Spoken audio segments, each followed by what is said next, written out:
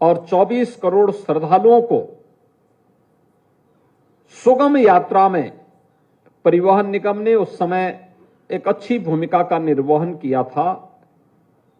उसके लिए हमें परिवहन निगम की बेड़े में 5000 नई बसेस राज्य शासन की तरफ से हम लोगों ने उपलब्ध करवाए थे, जिनके बल पर 24 करोड़ लोगों की सुगम यात्रा को आसान बनाने के लिए, उन श्रद्धालुओं की सुगम यात्रा और आसान यात्रा के लिए परिवहन निगम के सभी कार्मिकों ने बड़ी भूमिका का निर्वहन किया था। और दूसरा, जब इस सदी की सबसे बड़ी महामारी आई, हम सब जानते हैं ये महामारी पूरी दुनिया को पस्त कर दी थी। 25 मार्च 2020 को जब लॉकडाउन लागू हुआ इस महामारी से बचाव के लिए, तो दिल्ली, पंजाब, महाराष्ट्र और देश के अलग अलग राज्यों से हजारों की संख्या में प्रवासी कामगार और श्रमिक अपने अपने गांव की ओर चल दिए थे। दिल्ली बॉर्डर पर, अन्य सीमावर्ती क्षेत्रों में हजारों की भीड़ लग गई। प्रशासन के हाथ पांव फूल गए।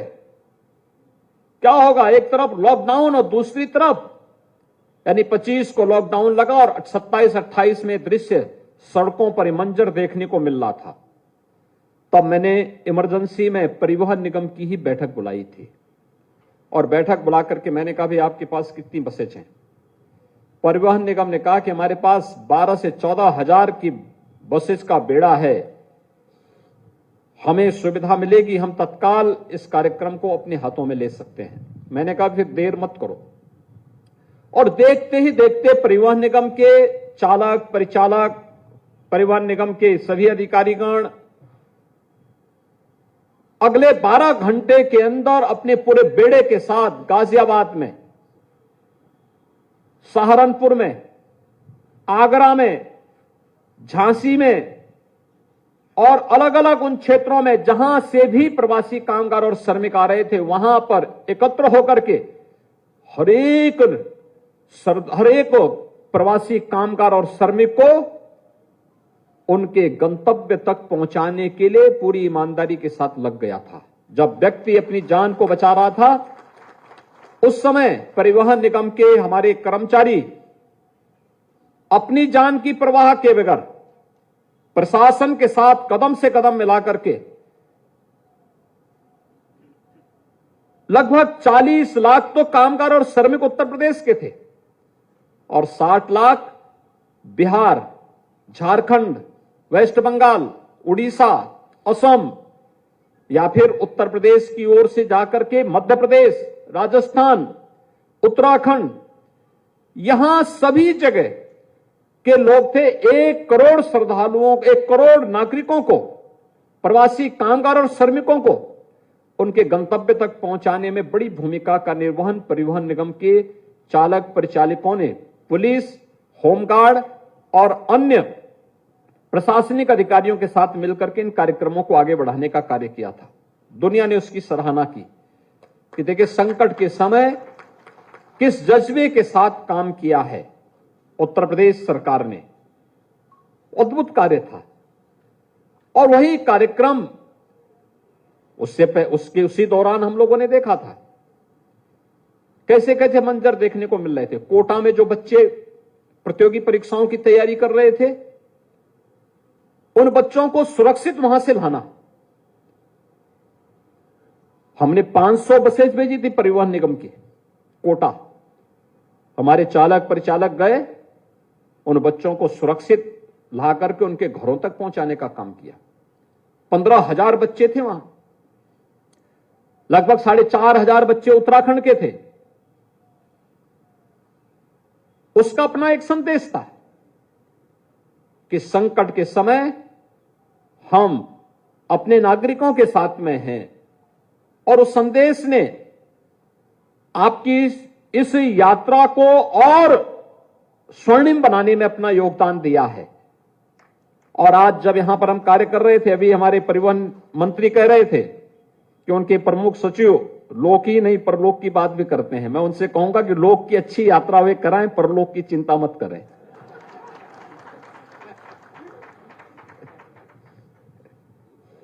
क्योंकि व्यक्ति परिवहन निगम की बसेज में लोक की यात्रा के लिए निकलता है।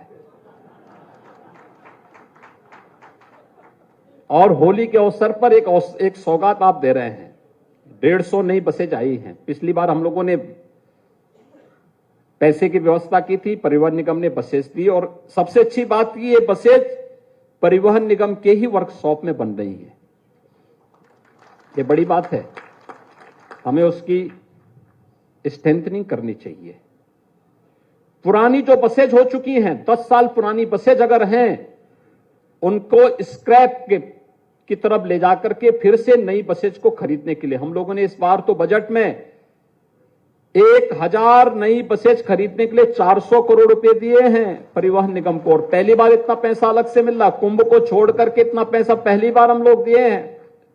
और 100 करोड़ रुपए दिए हैं जो आपके बस अड्डे हैं, उन बस अड्डों को भी एयरपोर्ट की तर्ज पर विकसित करने के लिए अच्छी, कुछ को पीपीपी मोड पर लेके जाइए, कुछ को आपका परिवहन निगम स्वयं ही उसको बनाने की तैयारी करिए।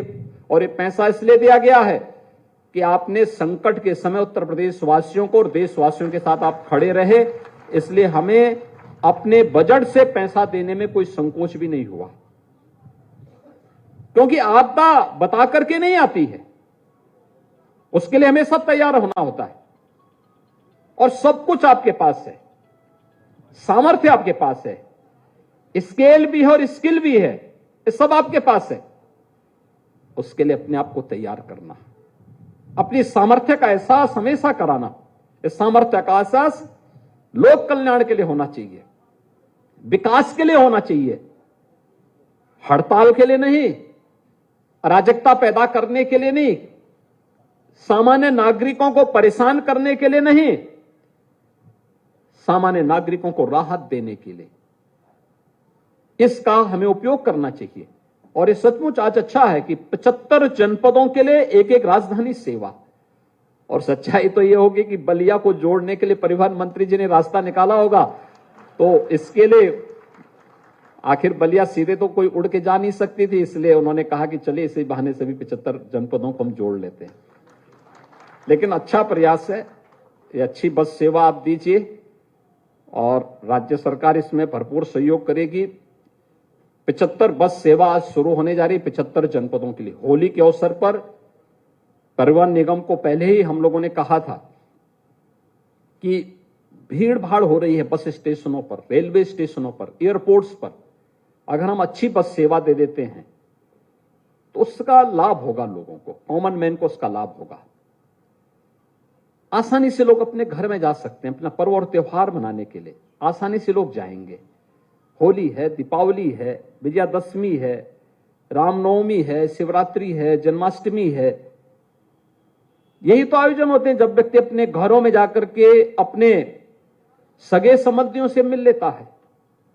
और उस समय अगर सरकार उसमें थोड़ा बहुत उनकी यात्रा को सुगम बनाने में थोड़ा योगदान दे सकता है तो देना चाहिए। रक्षाबंधन के समय परिवहन निगम माताओं और बहनों को फ्री में यात्रा की सुविधा उपलब्ध कराता है, उसको लोग बहुत अच्छे ढंग से, बहुत पॉजिटिव उसमें लेते हैं। और यह सेवा हमें अनवरत रूप से इसी प्रकार से आगे बढ़ानी चाहिए। अच्छी सेवा देंगे, लोग उसको स्वीकार करेंगे। हमें इसमें नए नए मॉडल उठाने चाहिए। 1 लाख राजस्व गांव हैं उत्तर प्रदेश के अंदर। लक्ष्य हमारा होना चाहिए उन सभी 1 लाख गांवों में परिवहन निगम अगर चाहे तो यह रेलवे से और एयर कनेक्टिविटी से बेहतर सेवा दे सकता है, बेहतर सेवा दे सकता है। 1 लाख गांवों को, कुछ को परिवहन निगम और कुछ पे पीपीपी मोड पर अनुबंधित बसेस के माध्यम से उन गांवों को सेवाओं से आप जोड़ सकते हैं। आवश्यक नहीं कि सब जगह आप 50 सीटर बसेज ही भेजें, कुछ जगह 30 सीटर बसेज भेजिए, 20 सीटर बसेज भेजिए, जोड़िए। किसी यात्री के साथ चीटिंग नहीं होनी चाहिए, उसकी यात्रा सुरक्षित हो, आसान हो, हर व्यक्ति अपने गांव से अपने शहर की तरफ जा सके और शहर से गांव की तरफ भी आसानी से जा सके। अगर गांव से कोई सामान उसे लेकर के शहर की तरफ आना है, सब्जी मार्केट तक पहुंचाना है, आपकी सेवा उनकी सेवा के लिए तैयार हो। अगर अपना कोई सामान जिसको मार्केट की तरफ ले जाना चाहता, आपकी सेवा उसके लिए तैयार दिखाई दे। और आप इसके माध्यम से जगह जगह छोटे छोटे परिवहन निगम अगर इसमें सहयोग करें, पर्यटन विभाग के साथ मिल जाएं, राजस्व विभाग के साथ बात करें, कहीं पर अच्छे ढाबा बने, जनता को बुनियादी सुविधाएं मिलें, अच्छे होटल बने, लोग जाएं, उनका उपयोग करें। आप मान के चलिए 1 लाख स्थानों पर आप ये सुविधा उपलब्ध करवा सकते हैं और लाखों नौजवानों को नौकरी, रोजगार और स्वावलंबन की ओर अग्रसर कर सकते हैं। पीपीपी मोड पर बस अड्डों को आगे बढ़ाने की कार्रवाई तत्काल आगे बढ़नी चाहिए। 5 को कल किया है, लेकिन इसको तेजी लाने की आवश्यकता है। कोई व्यक्ति आता है, सबसे पहले उसका वास्ता पड़ता है बस स्टैंड पर।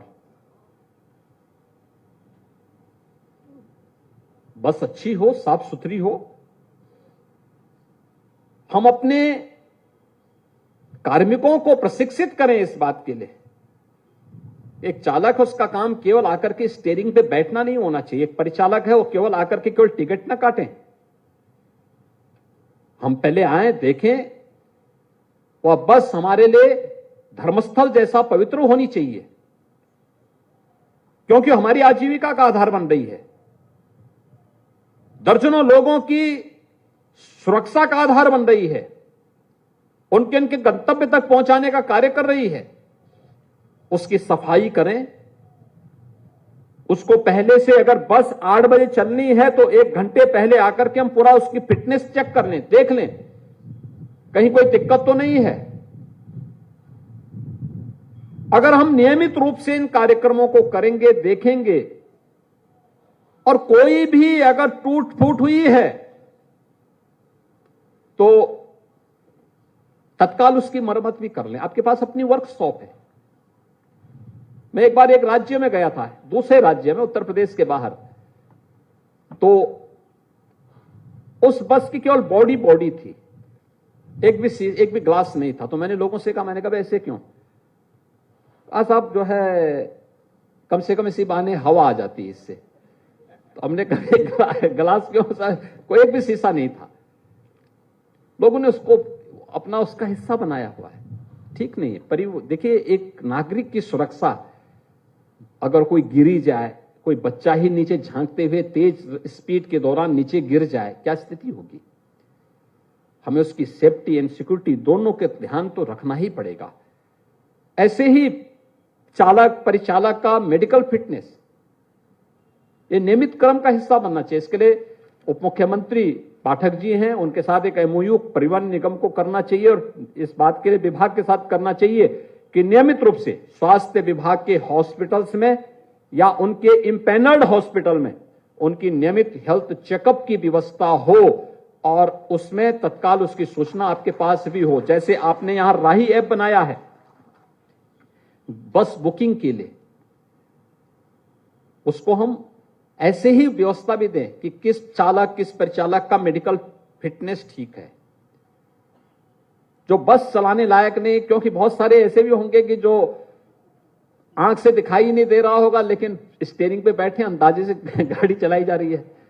अंदाजे से गृहस्थी तो चलाई जा सकती है, लेकिन बस नहीं चलाई जा सकती है, क्योंकि वो फिर दूसरी यात्रा प्रमुख सचिव वाली यात्रा हो वो पहुंचा ही देगा। तो उस यात्रा से हमें बचना होगा। और मुझे बहुत अच्छा लगा कि आज यहां पर 75 बस सेवा हम शुरू करने जा रहे हैं। बहुत अवसर है आपके पास। स्वर्ण जयंती के अवसर पर डाक टिकट के लिए मैं डाक विभाग को भी हृदय से धन्यवाद देता हूं। अच्छा डाक टिकट उन्होंने यहां पर परिवहन निगम की दिया है और 1 लाख गांवों को परिवहन निगम की बसेज या उनके अनुबंधित बसेज के माध्यम से जोड़ने के लक्ष्य के साथ हमें काम करना होगा। हर जनपद में, हर तहसील स्तर पर हर ब्लॉक स्तर पर 350 से अधिक तहसीलें हैं, 825 विकासखंड हैं, 762 नगर निकाय हैं यूपी के अंदर। इन सबको बस सेवा के साथ आप जोड़ दीजिए। 1 लाख राजस्व गांव हैं, इनको बस सेवा के साथ जोड़ दीजिए। आप प्रॉफिट की बात कर रहे हैं, आपको प्रॉफिट ही प्रॉफिट नजर आएगा, लेकिन इसके लिए निर्णय लेकर के समयबद्ध कार्यक्रम को हमें आगे बढ़ाना पड़ेगा। और ये बसेज आज जो दिखाई दे रही है, समयबद्ध निर्णय का ही परिणाम है कि परिवहन निगम ने जिन कार्यक्रमों को आगे बढ़ाया, तेजी के साथ उसको एक अंजाम तक पहुंचाने का कार्य करेगी। होली के अवसर पर जनता को इससे सुविधा होगी। मैं इस अवसर पर परिवहन निगम को हृदय से धन्यवाद देता हूं। प्रदेशवासियों को 75 राजधानी बस सेवा प्राप्त होने के लिए हृदय से बधाई देता हूं। आप सबको होली की मंगलमय शुभकामना के साथ मैं विश्वास व्यक्त करूंगा कि हम इस विस्तार को और आगे बढ़ाने का कार्य करेंगे। धन्यवाद। जय हिंद।